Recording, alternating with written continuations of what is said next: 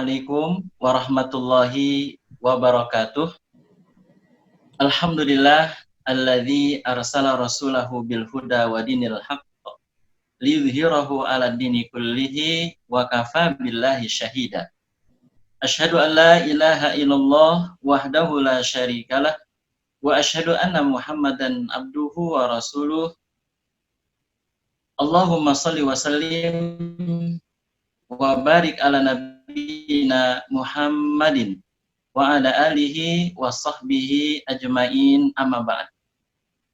Bapak-bapak, ibu-ibu, hadirin hadirat yang Allah muliakan, alhamdulillah segala puji bagi Allah yang telah memberikan kita berbagai macam kenikmatannya.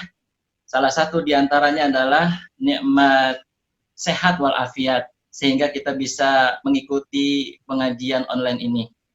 Mudah-mudahan nikmat sehat walafiat yang telah Allah berikan untuk kita semua dapat kita manfaatkan dengan sebenar-benarnya dan sebaik-baiknya untuk menambah kualitas keimanan dan ketakwaan kita semuanya. Amin ya Allah ya Rabbal Alamin. Salawat dan salam semoga senantiasa tercurah kepada Nabi kita Muhammad Sallallahu Alaihi Wasallam berserta keluarganya, para sahabatnya, dan orang-orang yang mengikuti beliau dengan baik hingga hari kiamat.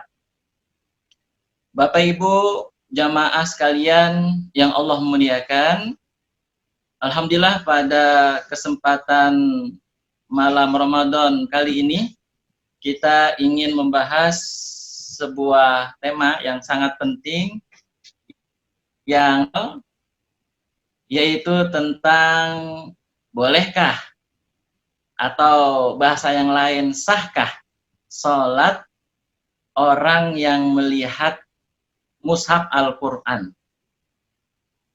Apa boleh sholat dengan cara melihat Al-Quran? Karena pada musim pandemi ini tentu tidak sedikit imam-imam baru bermunculan. Karena apa? Karena umumnya rata-rata tarawehnya masing-masing di rumah, ya, sehingga banyaklah kemudian bermunculan imam-imam baru.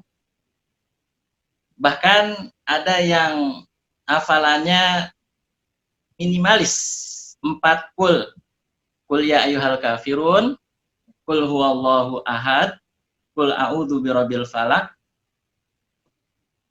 kemudian kul a'udzu. Bahkan ada yang tegas karena baru pertama kalinya menjadi imam di rumah, karena sebelum-sebelumnya belum pernah. Biasanya kalau tarawih itu di masjid, gitu ya. Bahkan ada pengalaman yang luar biasa. Saya waktu itu ada tugas di masjid komplek Taman Siliwangi. Itu ada jamaah yang dia ini sepertinya baru jadi imam. Imam tarawih lagi. Akhirnya dia jadi imam, kemudian seperti biasa dia mulai takbiratul ihram, Allahu Akbar. Lalu setelah Allahu Akbar, dia kemudian membaca langsung surat lain. Bismillahirrahmanirrahim. Qul huwallahu ahad. Al-Fatihahnya ketinggalan. Masya Allah. Mungkin karena grogi ya, atau karena tidak biasa. Nah, jamaah yang Allah muliakan, ini penting untuk kita ketahui, apalagi tidak ada video viral yang menunjukkan tentang tata cara sholat dengan melihat Al-Quran Al-Karim. Nah, ini yang akan kita bedah, yang akan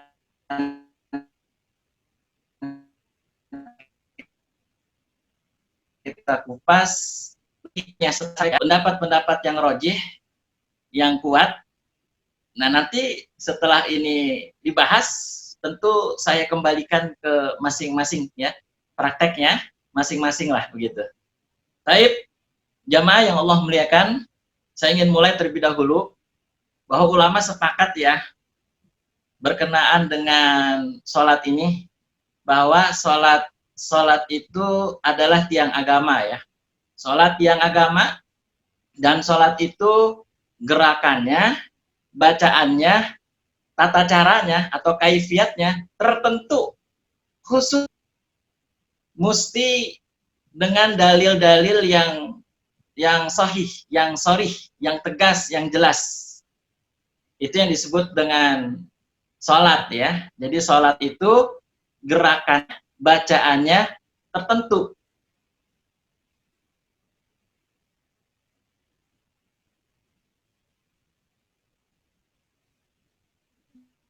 Berarti tidak boleh ibadah tatanya tertentu gitu. Nah, jamaah yang dirahmati Allah Ta'ala, pertama-tama yang ingin kita sampaikan sebenarnya di antara wajibnya sholat itu, wajibnya sholat, dan ini masuk rukun sholat, yaitu membaca surat Al-Fatihah. Jadi surat Al-Fatihah itu wajib dibaca di dalam sholat karena dia salah satu rukun sholat. Jadi harus dibaca.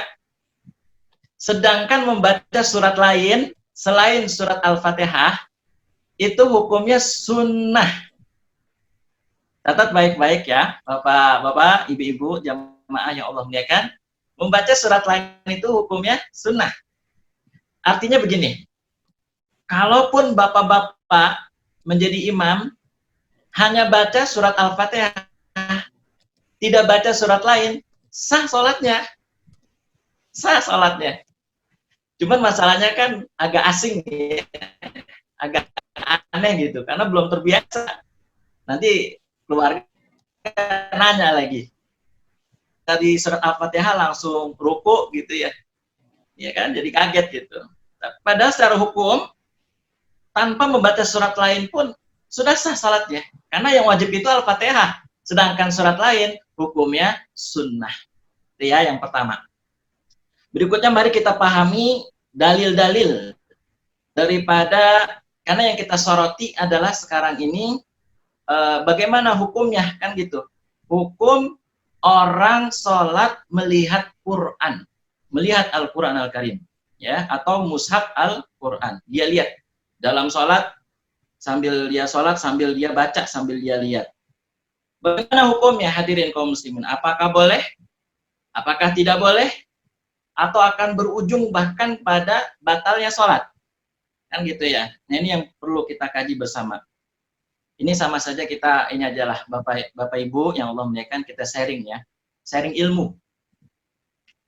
Yang pertama, berkenaan dengan bolehkah orang sholat melihat mushaf Al-Quran.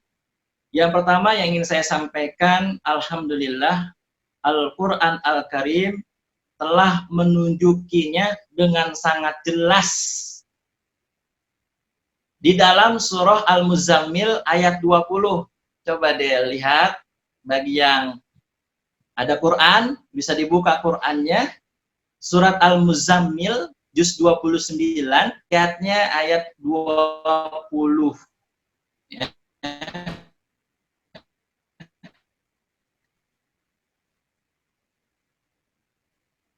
Ayat 20, surat Al-Muzammil. Faqra'u ma tayassara minhu wa aqimus shalah. Oleh karena itu, kata Allah, oleh karena itu, bacalah apa yang mudah bagimu dari Al-Quran dan tegakkanlah sholat.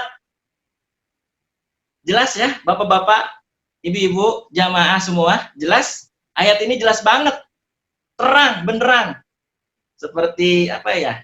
Siang hari bolong ya, matahari terang banget. Ini penjelasan dari Allah jelas sekali. Jadi ketika kita mau sholat, katanya Allah, perintahnya nih, perintah Allah, bacalah Al-Quran yang mudah bagi kamu. Maksudnya, bacalah Al-Quran ketika dalam sholat sesuai dengan hafalan masing-masing. Kan begitu. Sesuai hafalan masing-masing. Ya. Nah, ketika ada orang yang sholat melihat Al-Quran, berarti kan perintah Allah ini tidak berfaedah. Coba, pakai logika ya. Pakai logika dulu. Kalau ada orang yang sholat melihat Al-Quran, melihat mushaf Al-Quran, Ini perintahnya jadi nggak berfaedah, perintah Allah nggak berfaedah jadinya. Jelas, tegas. Faqra'u ma tayassara minhu wa aqimus shalah. Bacalah bacalah apa yang mudah bagimu dari Al-Qur'an. Sekali lagi, kalau Allah sudah katakan, bacalah yang mudah bagimu dari Al-Qur'an sesuai dengan hafalanmu masing-masing, lalu tetap membaca mushaf Al-Qur'an, kan jadi nggak berfaedah. Jelas ya? Satu, itu dalil dari Al-Qur'an. Kemudian kita lihat yang kedua, dalil dari hadis Nabi Shallallahu Alaihi Wasallam. Ini hadis riwayat Imam Bukhari dalam Sahihul Bukhari. Rasulullah Shallallahu Alaihi Wasallam menyebutkan begini, bersabda, "Fa'idha hadarat as-salah falyu'adzin ahadukum falyummakum aktsarukum Qur'anan." Nabi Shallallahu Alaihi Wasallam bersabda, ketika waktu sholat telah tiba, maka salah seorang di antara kalian adzanlah. Adzan, kemudian salah seorang di antara kalian menjadi imam. Terus kata Nabi Shallallahu Alaihi Wasallam, wal ya ummakum aktsarukum Qur'anan. Dan yang jadi imam di antara kalian adalah yang paling banyak hafalan Qur'annya. Aktsarukum Qur'anan, yang paling banyak hafalan Qur'annya. Jamaah yang Allah muliakan, jelas sekali dari hadis ini bahwa sekiranya baca mushaf boleh, baca Quran boleh di dalam sholat, maka faidah ini, perintah Nabi ini tidak berfaedah. Kan Nabi mengatakan, pilihlah salah seorang di antara kalian jadi imam yang paling banyak hafalan Qurannya. Kalau boleh baca Quran kalau boleh sholat melihat Quran, jadi tidak berfaedah perintah dari Nabi Shallallahu Alaihi Wasallam ini, jadi nggak berfaedah, jemaah yang dirahmati Allah. Itu yang kedua, dalilnya atau hujahnya. Jadi silakan kalau ada yang mau bantah nanti hujah ini gitu, kita akan adu argumentasi, ya. Kemudian yang ketiga, ikhwafillah rahimakumullah, kita ketika sholat kan diperintahkan untuk melihat tempat sujud ya. Pernah dengar nggak hadisnya? Bahkan itu diucapkan oleh Ibunda Aisyah. Ibunda Aisyah mengatakan alasan sholat itu melihat tempat sujud, kata Ibunda Aisyah, supaya khusyuk. Jadi kalau lagi sholat, lihatnya tempat sujud. Ini hadisnya riwayat Imam Bukhari juga dalam Sahihul Bukhari. Kata Nabi SAW, ma balu aqwamin yarfa'una absarahum ila sama'i fi salatihim. Nabi mengatakan, kenapa sih orang-orang itu ketika sholat melihat ke atas?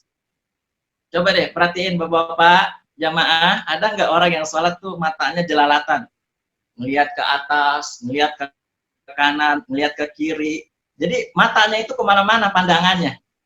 Jangankan dalam sholat bapak-bapak, ibu-ibu yang Allah muliakan, di dalam bertamu aja kita nggak boleh kan ya, jelalatan. Adabnya kita nggak boleh kalau bertamu matanya ngelihat kemana-mana gitu, nggak boleh. Ditundukkan pandangan ketika bertamu. Terlebih lagi dalam sholat. Fashtadda qauluhu fi dzalika hatta qal, bahkan Nabi mengatakan demikian, kenapa orang-orang sholat itu kok ngelihatnya ke atas? Sampai Nabi nadanya agak tinggi, jadi makin tinggi nadanya. Kenapa orang-orang kalau sedang sholat ngelihat ke atas? Bahkan Nabi SAW mengatakan, qala la yantahunna an dzalika aw la tukhfanna basarahum. Apakah orang yang sholatnya ngelihat ke atas itu nggak takut bahwa Allah akan menyambarnya, Allah akan membutakan matanya? Apakah nggak takut orang-orang yang ketika sholat ngelihat ke atas disambar oleh Allah penglihatannya?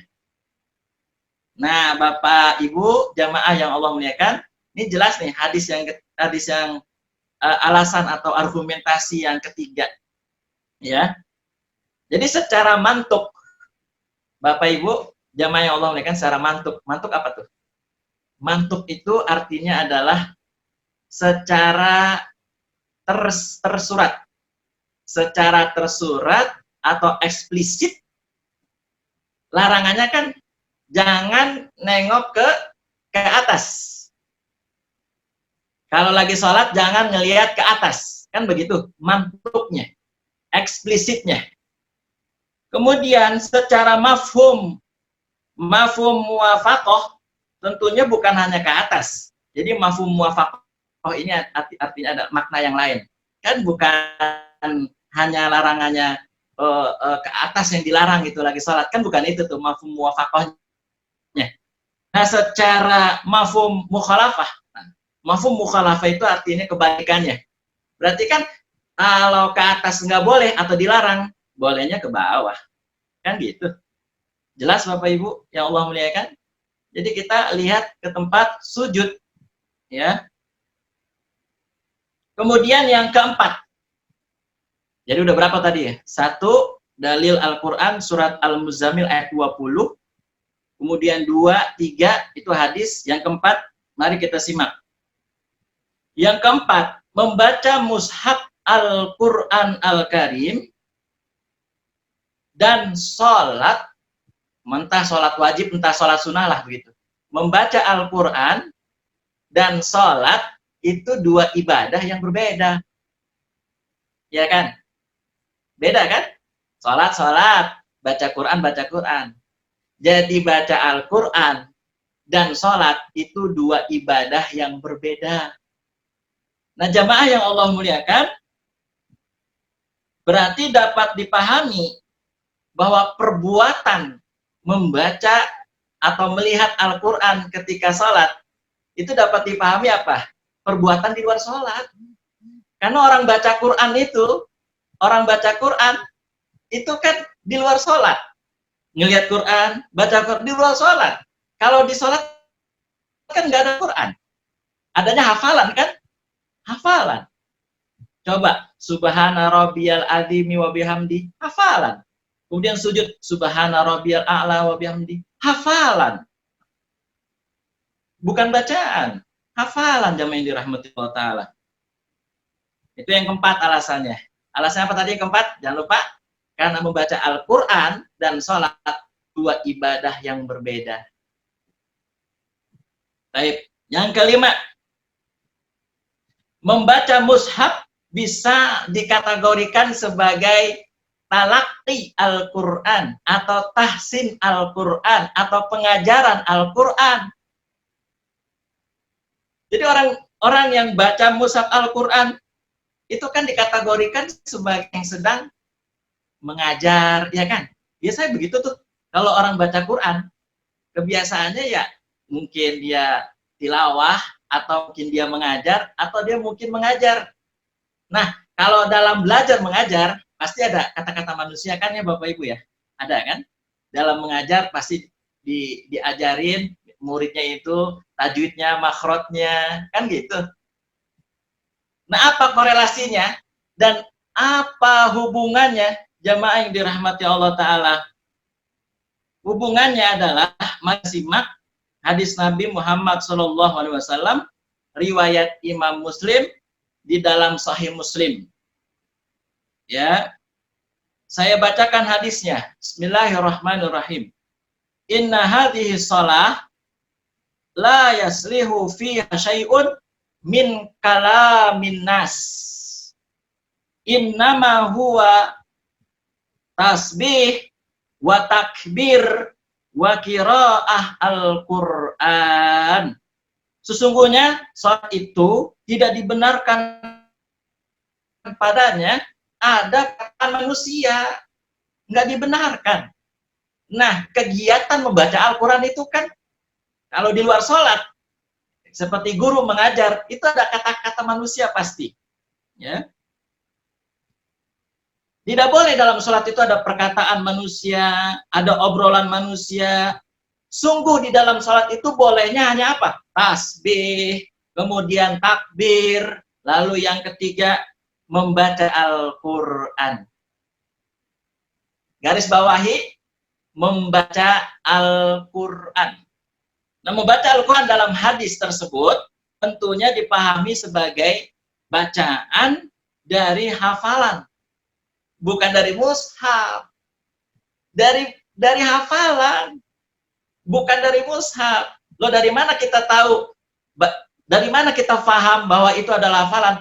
Tadi kan udah disampaikan hadisnya sama ayat Qur'annya, surat Al-Muzammil ayat 20, dan sabda Nabi tadi bahwa yang jadi imam di antara kalian adalah yang paling banyak hafalan Qur'annya. Jelas ya Bapak Ibu yang dirahmati Allah Ta'ala. Yang keenam, hujahnya adalah membaca mushaf dengan berbagai cara dalam sholat ya. Misalnya dengan menggunakan HP, ya, jadi dia lagi sholat, kemudian pakai HP, HP-nya ada Qur'annya ya.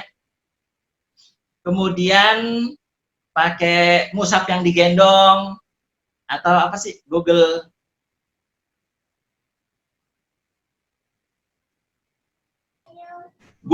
misalnya Google Glass ya. Pokoknya bentuk-bentuk itu ya, mushaf macam-macam ya. Ada yang di HP, ada yang mushaf langsung, yang kertas itu ya, lalu digendong gitu. Jadi macam-macam itu ya.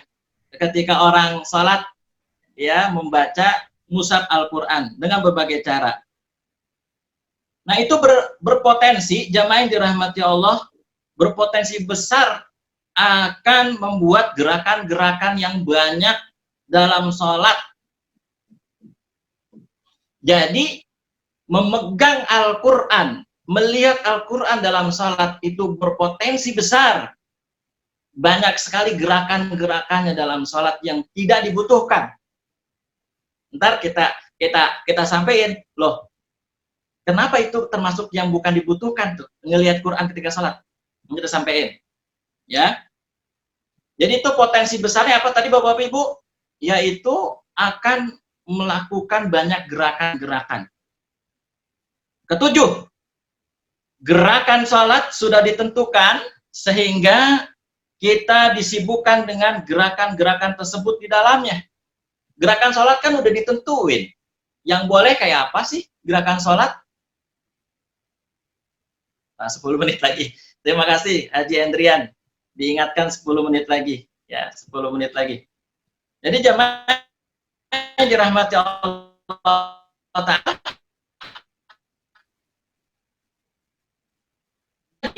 Gerakan-gerakan itu tentu yang boleh itu gerakannya adalah seperti takbiratul ihram dan lain-lain, nanti kita akan sebutkan. Ya, ini juga ada diriwayatkan oleh Imam Bukhari, dalam Sahih Bukhari disebutkan dari Abdullah radhiyallahu anhu berkata, kami pernah memberi salam kepada Nabi SAW ketika beliau sedang sholat dan beliau membalas salam kami. Dan kami kembali dari negeri An-Najasyi, kami memberi salam kembali kepada beliau, namun beliau tidak membalas salam kami. Kemudian beliau berkata, sesungguhnya dalam sholat ada kesibukan. Jadi khusus kalau sholat itu kita sibuk sholat, bukan dengan gerakan-gerakan yang lain. Adapun gerak-gerakan yang dibolehkan Bapak Ibu, jamaah yang Allah muliakan, gerakan yang dibolehkan diantaranya karena ada hajat, ada kebutuhan, ya, sebagaimana yang disampaikan oleh misalnya Rasulullah SAW memindahkan Ibnu Abbas karena salah tempat dalam posisi berjamaah ketika berdua. Jadi ini boleh bergerak karena Ibnu Abbas waktu itu sholat bersama Nabi di sebelah kiri, padahal laki-laki ya, sehingga beliau pindahkan Ibnu Abbas yang waktu masih kecil, Ibnu Abbas di sebelah kanan. Ini boleh gerakan ini karena dibutuhkan.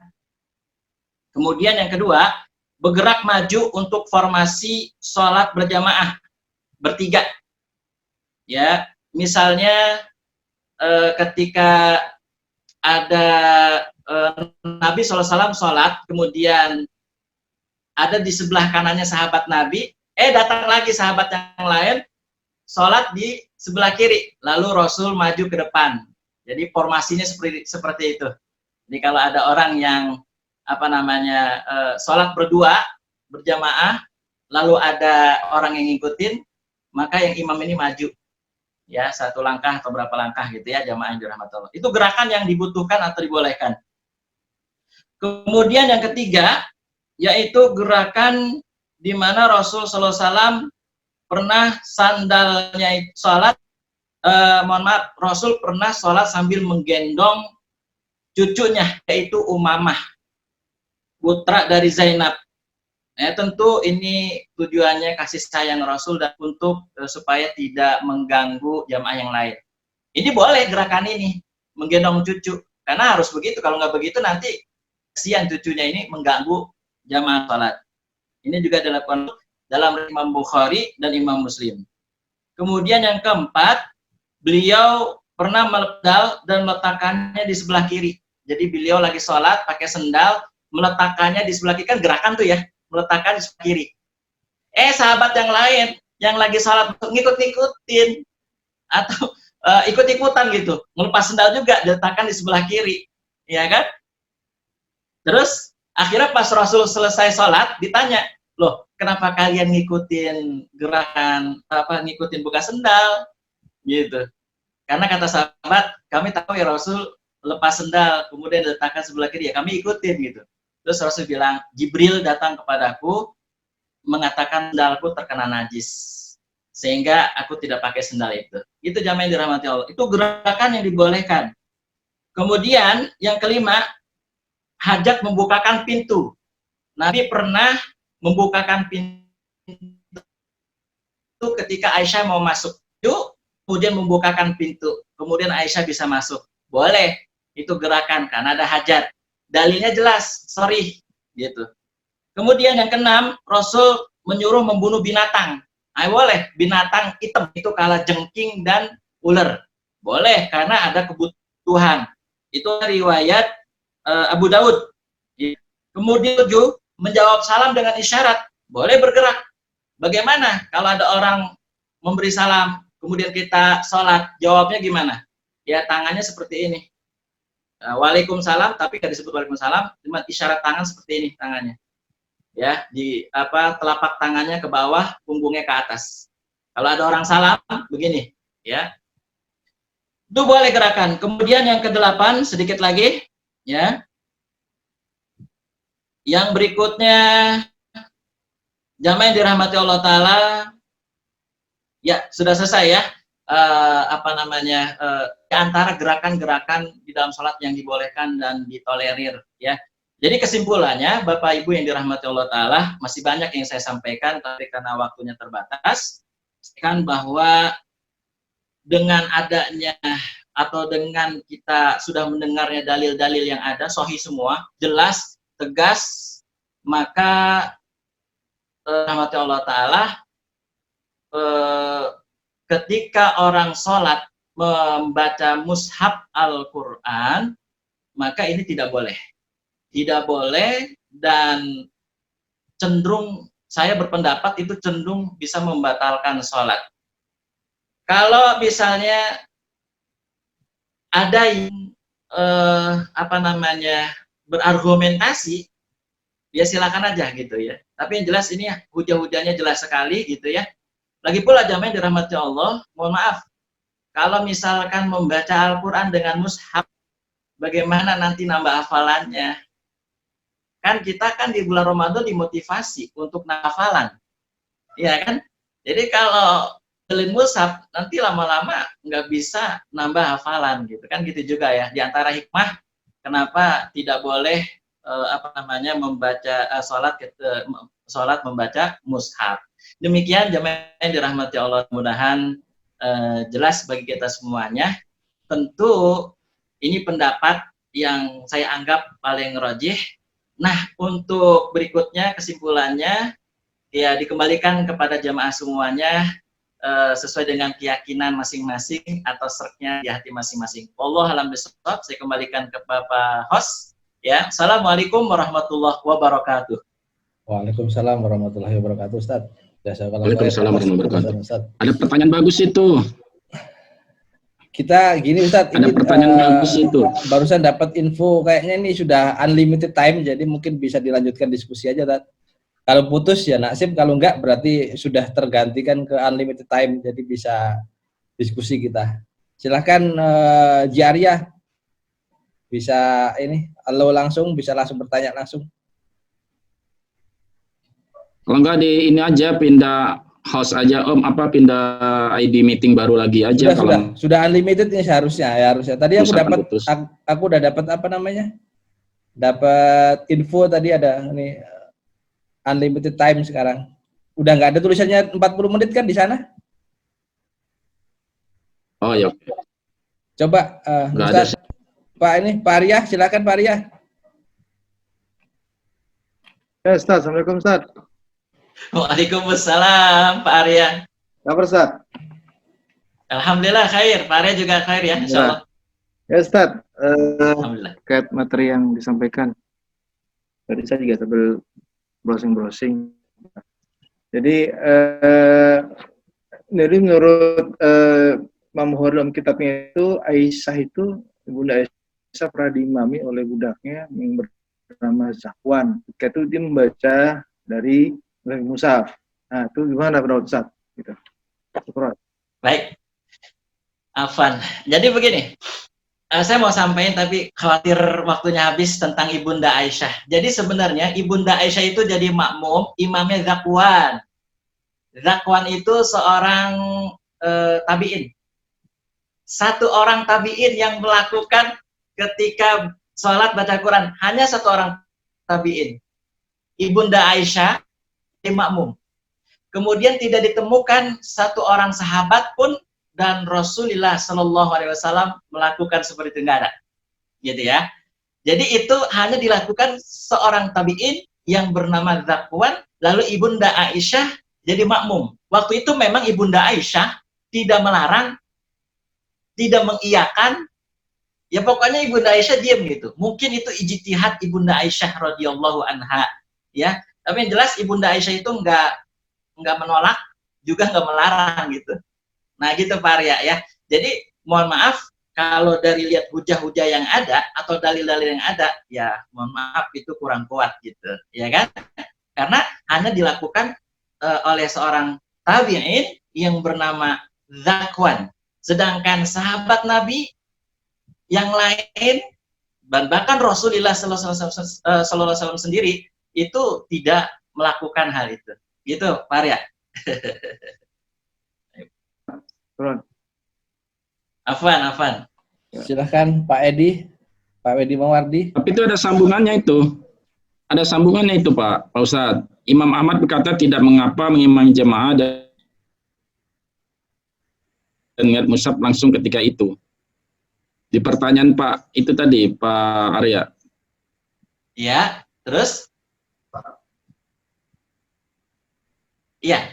Ketika itu terjadi, Imam Ahmad berkata, ya, tidak mengapa mengimam jamaah dan melihat mushaf langsung ketika itu.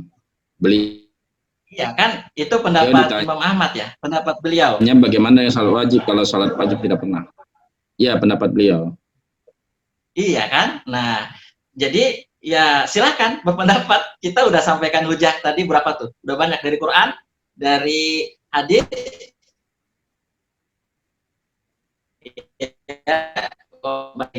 Jadi makanya nanti kalau saya berpendapat tidak boleh kalau saya dan itu dapat boleh ya monggo silakan gitu paling. Syukron. Afan.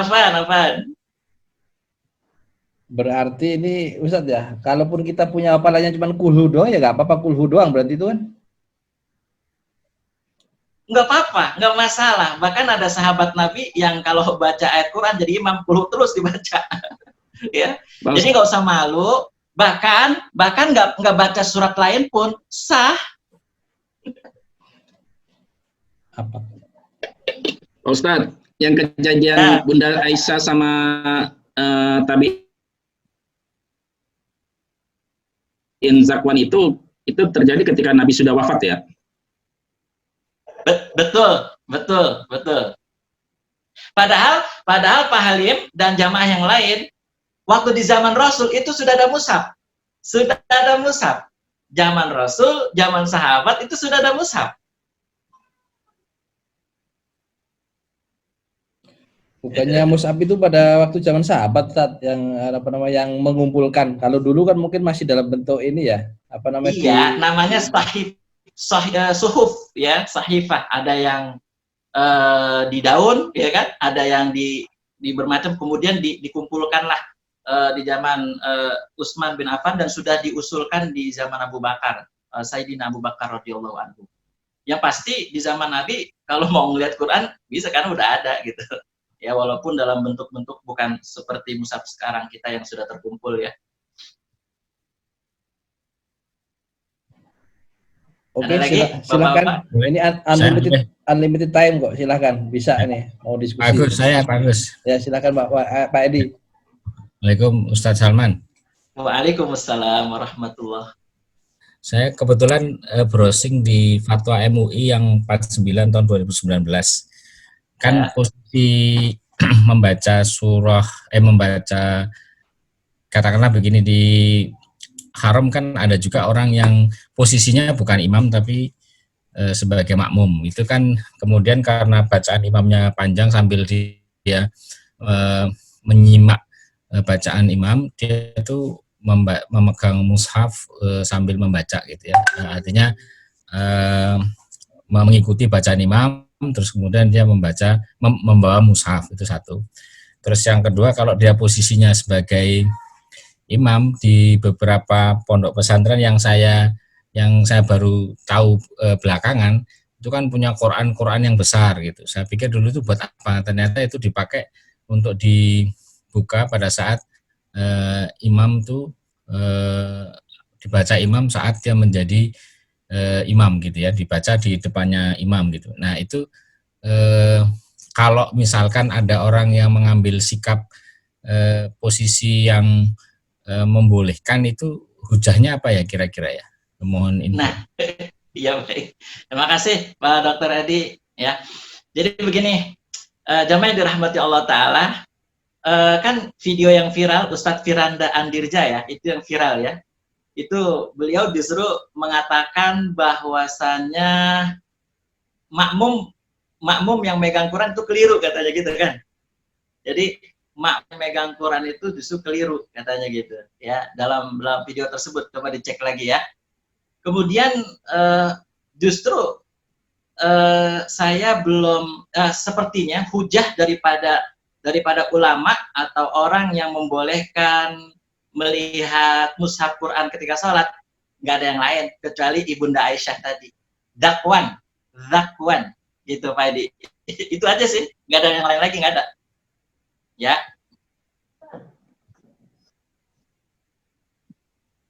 Ada lagi? Gimana Pak Edi? Silahkan. Ya. Pak Edi jelas? Ya. Iya, cuman itu aja sih dalilnya. Alasannya atau argumentasinya yang membolehkan orang membaca mushaf Al-Quran, ya itu saja sih dalilnya, nggak ada yang lain lagi. Yang penting kita sama-sama paham dari dua pandangan itu dan tidak menghakimi karena salah paham gitu. Jangan sampai kita salah paham. Betul. Makanya saya sampaikan nanti setelah kita bahas ini kita kembalikan ke masing-masing ya pengamalannya gitu. Ini Ustaz, hanya membuka cakrawala wawasan. Nggak masalah misalnya itu batal sholat, kita berpendapat itu batal sholat atau nggak boleh, nggak masalah. Itu bukan penghakiman, asal jelas hukumnya. Dan ketika ada yang mengatakan boleh, nggak masalah juga gitu. Jadi itu udah biasa. Perdebatan atau perbedaan pendapat di kalangan para ulama dari dulu, ini boleh, ini nggak boleh, itu udah biasa. Jadi insya Allah itu nggak masuk kategori penghakiman, nggak. Yang penting setelah kita tahu, ya kita kemudian bisa berlapang dada atau toleransi. Ya ini hanya sekedar informasi. Ini ada pendapat yang mohon maaf yang berbeda gitu. Mesti tahu pendapat ini. Gitu ya, Pak Edi, insyaallah. Ya, syukran. Pak Ustadz. Afwan. Pak Ustadz. Apa dong hafalannya tambah. Pak Ustadz, ini menyambung dari yang pendapat Pak Ustadz ini, kalau boleh tanya, ini kalau pendapat Pak Ustadz ini pelarangannya lebih ke semua jenis sholat kah, atau hanya sebenarnya ke wajib? Kalau semisal kita pengen, semisal kan kita pengen biasanya misalkan sholat tahajud kan biasanya disunahkan juga kan yang panjang-panjang, tapi kalau kita nggak hafal kan ya hafalnya itu doang ya segitu-gitu doang gitu. Kalau kayak gitu gimana? Baik, ini pertanyaan luar biasa ya, Masya Allah. Jadi gini Abu Hana ya, ini berlaku baik sholat wajib maupun sholat sunnah. Berlaku baik sholat wajib maupun sholat sunnah. Adapun tadi, kan itu kalau yang tadi itu kan hanya keafdolan saja Bu Hana, bukan kewajiban. Jadi sholat tahajud itu hanya kesunahan, keafdolan, kan kewajiban. Artinya yang dituntut oleh Allah dan Rasulnya itu adalah, bahkan dijelaskan oleh Ibnu Abbas radhiyallahu anhu, minimal kalau kalian tidak bisa 11 rakaat atau 23 rakaat, cukup 2 rakaat. Dan untuk bacaannya itu bebas. Ya kalau misalnya mau meraih kesunahan, misalnya, ya apalah, dihafal. Insya Allah bisa. Al-Baqarah di bulan Ramadan ini bisalah di 1, insya Allah di 1. Kalau Al-Baqarah kan itu ada 2 juz lebih ya, 2 juz lebih Al-Baqarah. 3 juz. 2,5 juz. Ya, 3 juz lebih dikit lah gitu ya. 3 juz kurang. 3 juz kurang. Nah, itu insya Allah bisa kalau mau coba dihafal gitu ya. Dan di surat-surat pendek juga sebenarnya banyak ayat-ayat atau surat-surat yang memang bisa kita hafal. Juz 30 aja itu udah cukup untuk sholat malam tuh, Abu Ana. Juz 30 dari An-Naba sampai Anas 1 juz lumayan gitu. Gitu ya Mbak Ana ya. Jazakallah khair Ustaz. Pak, iya, ada tambahan ini, mau pertanyaan, silakan Pak Didit. Pak Didit. Iya, Assalamualaikum Ustaz. Waalaikumsalam warahmatullahi. Mantap Ustaz. Ana ada 2 pertanyaan, Ted. Yang pertama, untuk generasi tabiin itu apakah termasuk sunnah juga tadi ya? Maksudnya yang dicontohkan generasi tabiin itu masuk sunnah atau bukan? Yang kedua pertanyaannya, kalau Al-Quran itu hanya digunakan sebagai backup aja gitu, Ted. Maksudnya kalau misalnya kita mentok gitu, kita misalnya lagi baca di tengah-tengah surat panjang, terus kita mentok lupa sama sekali, imam kita nggak hafal gitu ya, boleh nggak menurut definisi Ustadz buat melirik sebentar gitu buat ngelihat ayat berikutnya itu apa gitu?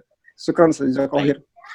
Afwan, alhamdulillah. Ini saya yakin emang banyak mengundang pertanyaan ya, emang sengaja ya, biar dialog. Nah, jadi jamaah yang dirahmati Allah Ta'ala, berkenaan dengan tabi'in, ini tabi'in kan banyak ya, banyak.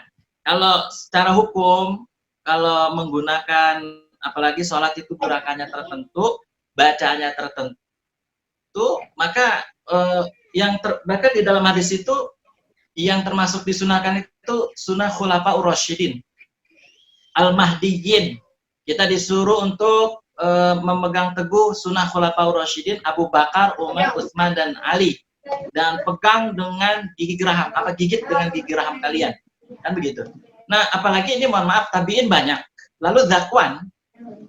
Jadi dari sekian tabi'in, hanya zakwan saja yang melakukan. Ini dalam hukum tentu kurang kuat, kurang rojih kalau hanya 1 tabi'in. Dan apakah termasuk kesunahan tabi'in ini? Penjelasannya panjang sebenarnya Pak Didit ya. Jadi Ana hanya menyampaikan singkat saja. Memang dalam hadis itu disebutkan bahwa sebaik-baik generasi adalah generasi para sahabat, kemudian generasi tabi'in, terus tabi'in, generasi terbaik gitu ya. Lalu bagaimana dengan misalkan 1 orang tabi'in yang melakukan suatu permasalahan tadi hukum gitu ya? Tentu ini apa namanya? Ini berkaitan dengan hukum, bukan berkaitan dengan apa semacam kesunahan yang apa namanya? Yang kita sudah tahu lah, sudah paham bahwa kita mengikuti para sahabat, kemudian tabiin gitu jamaah Allah. Karena dibanding dengan sahabat-sahabat Nabi dan tabiin dan Rasulullah sendiri tidak menggunakan mushaf Al-Quran ketika sholat, itu aja sih sebenarnya ya. Itu cuma satu tabiin saja. Terus yang kedua tadi Pak Didit bertanya itu tentang oh iya baca Quran ketika di tengah-tengah baca Quran ayat panjang gitu ya. Ya lompat aja Pak Didit. Misalnya kita mau stop aja nih, sudah misalnya kita sudah cukup, udah nggak apa lagi, mentok, ya udah langsung aja ruku. Atau kalau mau bisa surat yang lain, bisa disambung dengan surat lain yang memang Pak Didit atau jamaah hafal, ya udah itu aja dibaca. Misalnya saya pribadi umpama ketika baca ayatnya lupa, udah mentok, terus nggak ada yang negur umpama, ya sudah, jangan dipaksakan, ruku saja, ruku. Lalu rakaat yang lain. Gitu. Baik, syukran. Afwan, Pak Yakub. Silahkan kalau ada lagi. Masih adakah? Sampai jam berapa Ustadz ini? Nah ini Pak Haji Andria nih yang ini. Argunya jalan ini soalnya kalau panjang nih. Iya. Boleh tanya cukup satu deh. lagi ya? Boleh tanya cukup, satu ada lagi? Satu lagi nih Pak Edi Iya. silakan Satu Pak Edi. terakhir deh ya. Ini minta tips aja. Untuk Ini ustadz lokal jadinya boleh banyak tanya nggak? Ustadz internal boleh banyak tanya. unlimited ya. Untuk Ya. yang tadi Ada sampaikan unlimited. Ustadz Salman terkait dengan yang kalau lupa gitu ya. Di luar sholat kita udah hafal. Terus kemudian pas waktu keselip gitu. Itu tipsnya gimana? Apakah kita mengulangi dari awal atau ini sebaiknya ya, maksud saya afdolnya gimana? Apakah diputus di lupa itu atau ganti surah yang lebih pendek gitu? Kan kadang-kadang tiba-tiba hilang gitu ya. Nah, ini mohon sarannya. Jadi ini fleksibel. Kalau masalah yang Pak Edi tanyakan itu nggak ada yang keafdolan, afdolan seperti apa, ini fleksibel saja. Karena yang tahu kondisinya adalah imam atau yang baca tersebut. Sehingga boleh, misalnya diulang dari awal tuh boleh banget. Nggak ada larangan sama sekali. Boleh diulang dari awal, atau boleh pindah surat, ya. Atau misalkan sudah dapat satu ayat, ya cukup aja nggak apa-apa, langsung ruku gitu ya. Jadi ini masalah yang fleksibel dalam arti kita melakukan itu, jangan dipaksakan. Jadi kalau kan jelas ayatnya tadi faqra'u ma tayassara min wa aqimus shalah. Bacalah Al-Qur'an yang mudah gitu, yang mudah bagi kalian bacalah itu. Jadi tidak perlu dipaksakan, karena ada yang mungkin ada sebagian yang dipaksakan akhirnya lama banget gitu ya, nggak selesai. Ini imamnya ngapa nih ya, diem aja gitu ya. Ternyata dia inget-inget lama sekali misalnya gitu ya. Jadi bebas Pak Edi, tidak ada keafdolan dalam hal ini. Bisa dia ulang dari awal ayat atau bisa ganti surat lain gitu, bebas. Terima kasih. Sama-sama Pak Edi. Paling yang penting kalau mau baca surat harus nurut Ustaz dari kanan ke kiri ya. Nah, betul. Urutan suratnya. Kalau itu ada, saya sudah pernah menyampaikan dalam kajian fikih 4 mazhab bahwa ulama semua sepakat hukumnya makruh nggak? Makruh itu artinya dibenci ya. Artinya kalaupun misalnya dia nggak berurutan boleh ya, tapi makruh. Contoh misalnya kalau dari kita baca surah An-Nasr, idza jaa nasrullahi wal fath, maka ayat rakaat berikutnya ya kita harus baca tabat siada. Jangan sampai kita baca kuliah gitu, dibalik gitu. Itu hukumnya makruh. Nah, kebiasaannya ada sebagian orang yang dia bacanya dari Anas ke atas dalam salat, ada. Tapi kayaknya di masjid-masjid kampung dia bacanya dari Anas, rakaat pertama Anas, rakaat kedua Al-Falaq gitu. Nah, ini makruh hukumnya. Mestinya rakaat pertama Al-Falaq, rakaat kedua Anas. Betul, itu urutannya. Ustaz, tambahan Ustaz. Ya, silakan. Jadi istilah Ustaz. Jadi kalau semisalnya salat tarawihnya 11 rakaat gitu kan ya, kita ambilnya yang 222 atau yang 443 gitu Ustaz ya. Nah, urutannya itu hanya per salat di 2 rakaat di 4 rakaatnya atau secara keseluruhan 11-nya gitu Ustaz. Maksudnya, ulang lagi Pak Yudis gimana? Jadi misalnya gini, apa namanya, dia salatnya 11 rakaat nih Ustaz ya, gitu kan. Harusnya kan berurut nih suratnya sampai nanti di witir ada terakhir ya apa namanya Al-Ikhlas, tiga surat terakhir lah, 3 surat full terakhir. Nah, tapi dari awalnya misalnya awalnya mungkin dia baca Al-Baqarah ayat 1 sampai 5, kemudian rakaat kedua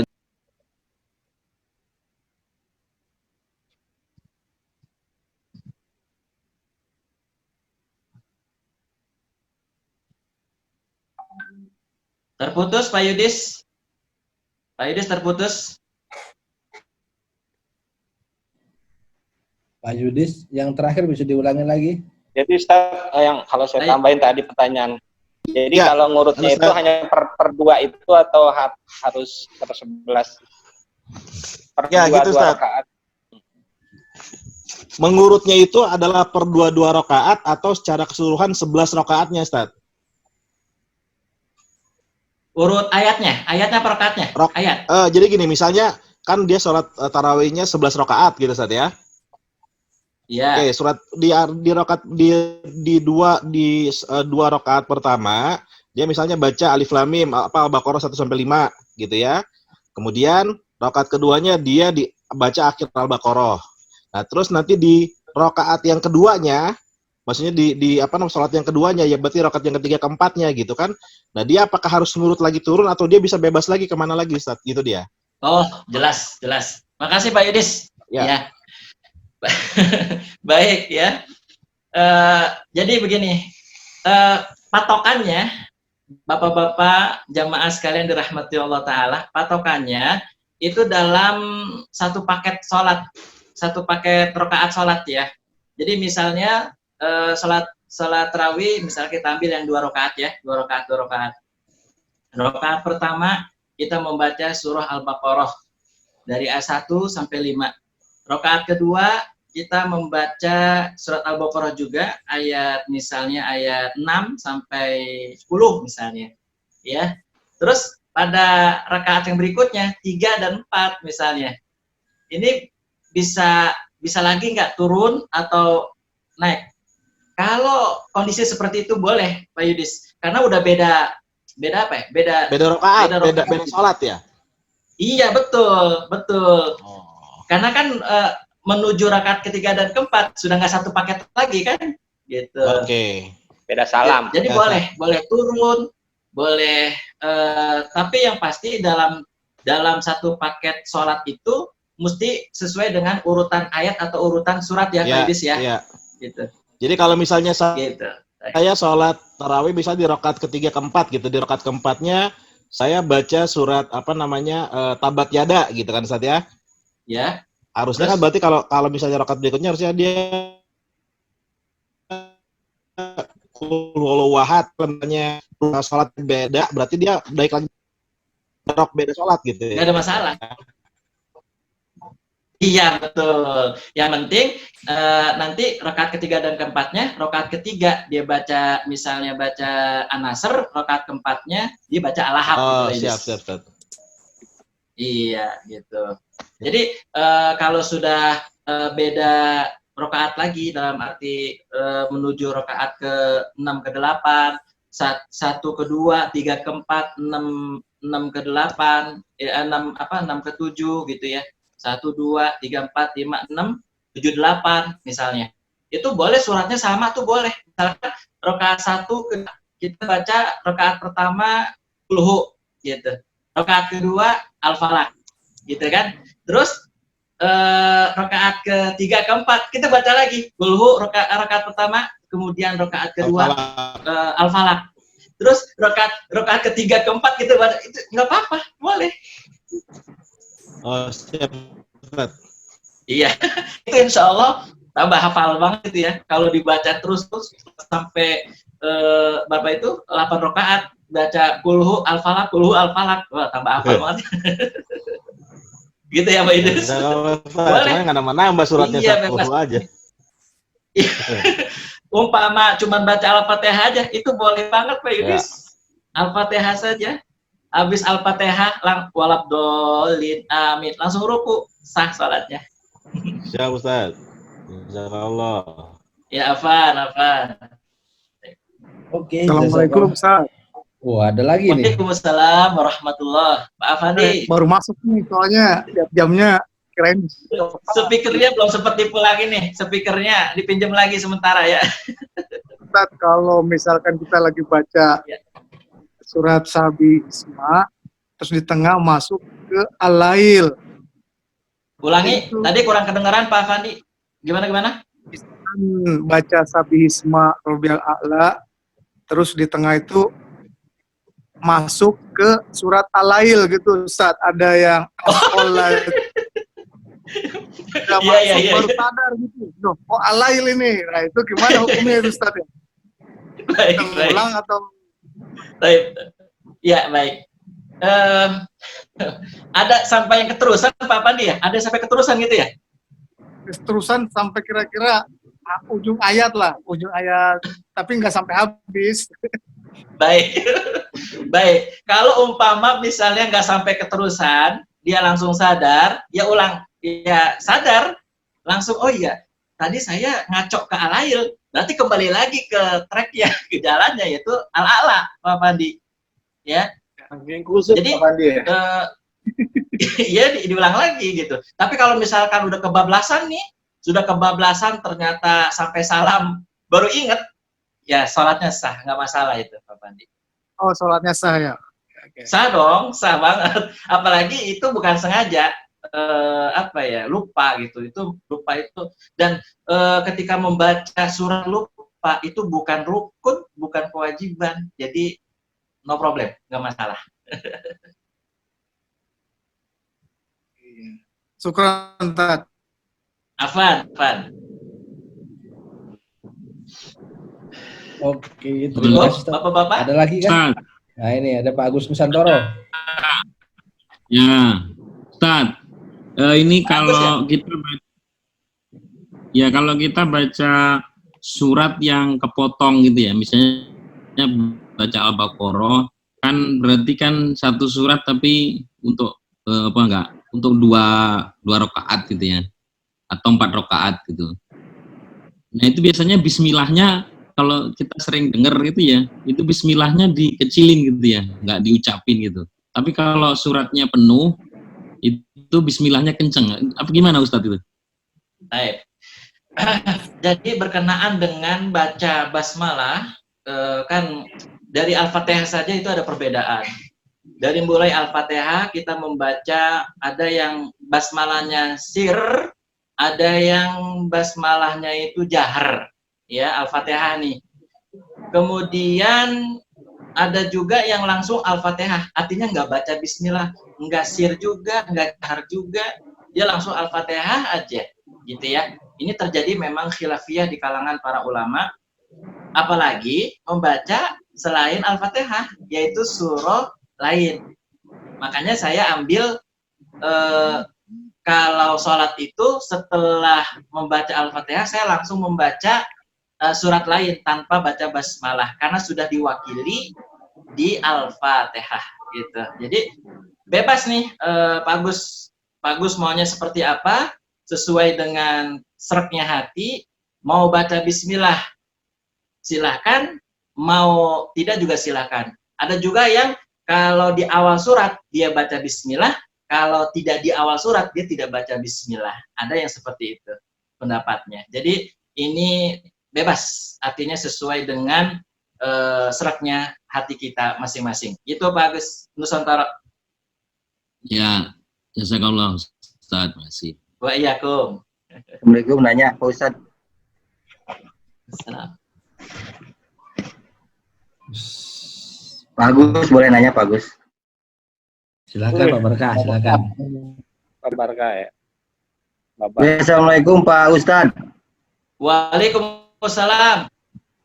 Saya Barkah nih Pak Ustadz, baru ikut gabung ya. Jadi Oh, Pak Andi Safari nih, Pak Andi Safari. Pak Barkah Pak Ustadz. Oh, Pak Barkah. Iya, maaf. Iya. Pak Barkah, silakan. Ya baru gabung Silakan. ini. Tan RW. Karena Betul. ya berhubung baru gabung jadi saya sedikit saja. Saya baru memahami, ya baru bisa sedikit-sedikit Pak Ustadz. Tapi ada rumus untuk misalkan kita sholat tarawih itu kan saya menjalankan misalkan 4-4-3 ya. Ya. Terus? Ya. Jadi rumus kalau kita main di juz 30 itu setarnya di mana tuh Pak Ustadz supaya nyampainya nanti di witirnya itu Al-Ikhlas gitu kan, Al-Falaq dan Anas kayak gitu. Ya. Baik. Ada lagi Pak Barkah? Cukup? Udah cukup. Oke. Waalaikumsalam. Baik. Terima kasih atas pertanyaannya Pak Barkah yang dirahmati Allah Ta'ala. Taib, jadi ini sebenarnya teknis masing-masing kita punya punya teknis masing-masing. Jadi kalau misalkan kita berarti 1 juz ya Pak Barkah itu 1 juz dari An-Naba sampai An-Nas gitu. Yang pasti tinggal ini aja misalkan kalau 1 rakaat itu bisa An-Naba sampai An-Nazi'at tuh. 1 rakaat An-Naba sampai An-Nazi'at atau Abasa. Kalau saya pribadi sih, saya tuh sukanya, mohon maaf, kalau sholat tahajud umpama, itu baca 1 juz misalnya, yaitu surat An-Naba, misal juz 30 surat An-Naba, saya panjangin dulu tuh, yang rakaat pertama. Ntar rakaat yang keduanya, tinggal yang pendek-pendek kan, bebas itu jadinya, Pak Barkah. Lalu kita sisahin nanti, untuk witirnya, yaitu surah Al-Ikhlas, surah Al-Falaq, sama surah An-Nas. Kalau kita pengen pakai surat-surat tersebut di dalam witir. Kan sunnahnya itu kalau witir, rakaat pertama baca Al-A'la, rakaat kedua membaca Al-Kafirun, rakaat ketiga kita membaca surah Al-Ikhlas. Nah, berarti nanti dilengkap aja. Dilengkap Al-A'lanya. Jadi Al-A'la sisahkan untuk witir, Al-A'la, Al-Kafirun, dan Al-Ikhlas. Itu sisahkan untuk witir. Selebihnya untuk tarawihnya tadi, yang 8 rakaat. Gitu kalau saya pribadi, begitu Pak Barkah. Ya. Jadi saya banyakin dulu di rakaat pertama, ntar rakaat kedua, ketiga, keempat, kelima, keenam, ntar tinggal yang pendek-pendek. Makasih. Begitu Pak Barkah. Ya, baik. Ya, Makasih Pak Ustadz. sama-sama. Assalamualaikum. Ya, sama-sama. Waalaikumsalam. Mantap Pak Barkah ini Bang. 1 juz berarti ini setiap malam. Ayo. Di luar kepala sudah Pak Barkah mah. Silahkan kalau ada yang lain nih. Udah ini mumpung hujan di luar, unlimited time dah, nggak apa-apa. Ini Moses Kamling ini. Nanti argonya bilang ke Pak Jendrian aja ya. Saya hanya host saja. Tapi ini terkadang tergantung makmum juga ini. Belum tentu makmum juga mau surat panjang ini. Kalau makmum di keluarga ya. Ya harus ditanya. Besok subuh jam 5 ya, jangan lupa. Ya pakai link yang sebelumnya ya, nanti langsung connect aja. Nanti saya buka. Ada kajian biar ramai juga kayak malam ini. Oke, nanti ruangannya saya buka 4:30 lah. Tadi partisipan sampai 28 ini, Siap. biasanya berapa ini? Sekitar segitu juga, 29 orang tadi udah terrecord paling banyak tadi. Oke. Ya tanya Gimana Jendrian? Mau diteruskan? 100, nggak pernah tembus 150 aja nggak pernah. ada target 50 lah. Oke ya, kita tutup kah? Ji Adrian? Cukup. Ya, cukup. Oke, jazakallah khair Ustadz atas penjelasannya dan diskusinya. Semoga bermanfaat buat kita semua. Mungkin kita tutup kajian ini dengan bacaan hamdalah dan kafaratul majelis. Alhamdulillahirabbil alamin. Subhanallah. Assalamualaikum warahmatullahi wabarakatuh. Waalaikumsalam warahmatullahi wabarakatuh. Syukran juga Ustadz Abu Hana ya. Ya. Saya pamit ya, izin live. Ya. Syukran Tad. مولاي صل وسلم دائما أبدا